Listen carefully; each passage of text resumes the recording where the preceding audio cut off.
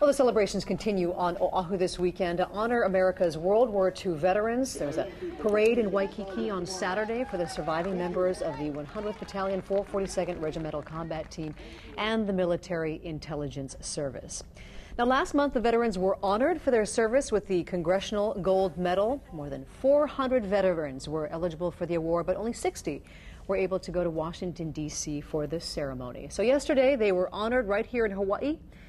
Meanwhile, a group of daughters, sons, and supporters of the veterans have begun on a Nisei Legacy Center to preserve and educate the public about the roles and contributions of the Nisei during World War II.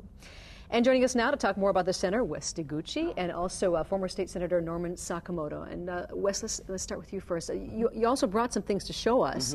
Let's talk about what we have here. Sure. This is a replica of the Congressional Gold Medal. And yesterday, as you said, the veterans that were not able to go to Washington, D.C.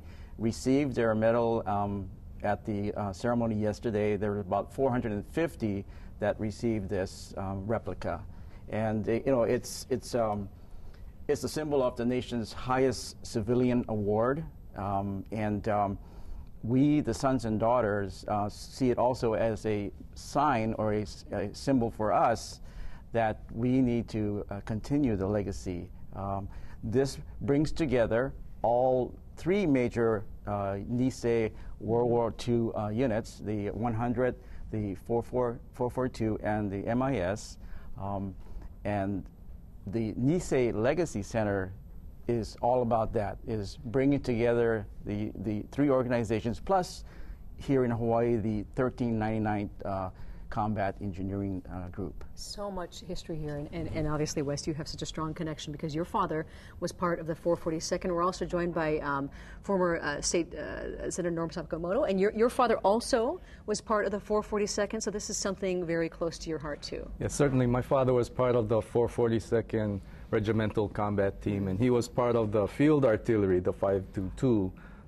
He's passed away, but certainly we want the lessons that he and his group, all of the veterans have given us. We don't just want the greatest generation, Hawaii's component, to be known.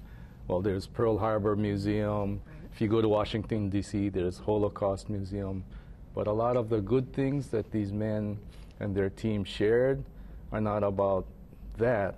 It's about service, value, honor. And we want that to be lessons to your nieces, nephews, sons, daughters, granddaughters for generations to come. Just lessons that translate, will forever translate to, as you mentioned, to the future generations. Now, let's talk about the volunteers. This is a lot of volunteer work, and there's so much that they had to go through to make this happen and are still doing.